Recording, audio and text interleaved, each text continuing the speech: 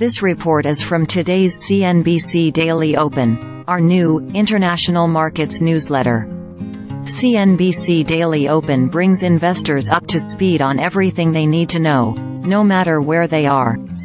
Like what you see, you can subscribe here. Just a bit more to go. Markets were mostly flat Thursday, with the S&P 500 on the cusp of a record close. The Dow Jones Industrial Average was the only major index to eke out a convincing gain. Across the Atlantic, the Pan-European Stocks 600 index dipped 0.11%, with bank stocks dropping around 0.5%.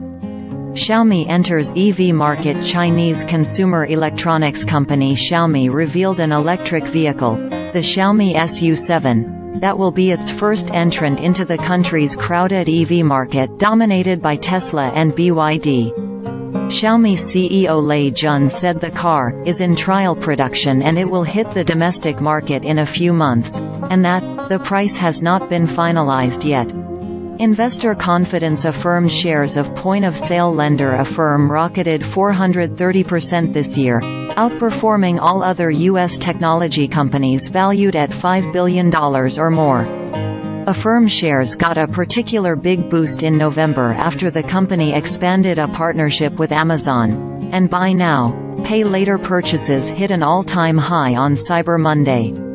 The most magnificent one out of the magnificent 7 inches technology stocks, Microsoft's the favorite of the 300 investors, traders and money managers surveyed by CNBC's Delivery Alpha Stock Survey, with 44% saying they'd pick the stock first.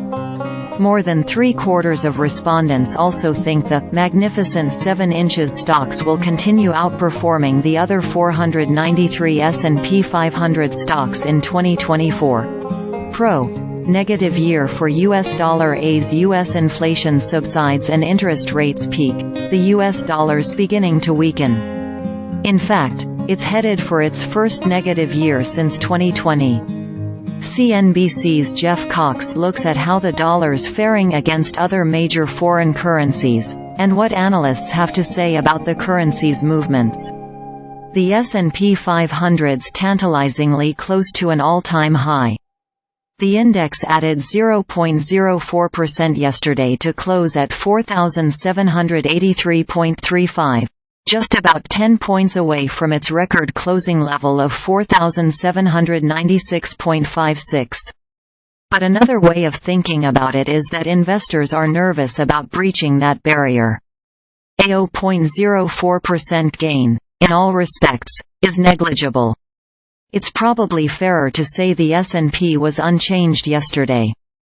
That sense of trepidation extended to the Nasdaq Composite, which made the barest move downward, dipping 0.03%.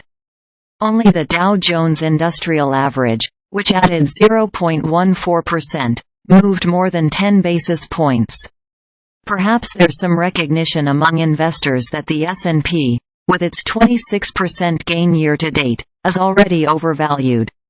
Scott Wren, Wells Fargo's senior global market strategist, told clients the S&P was trading ahead of its fair value. Still, despite every chance in the world for the market to fall, the market refuses to fall in a meaningful fashion, said Adam Sarhan, CEO of 50 Park Investments.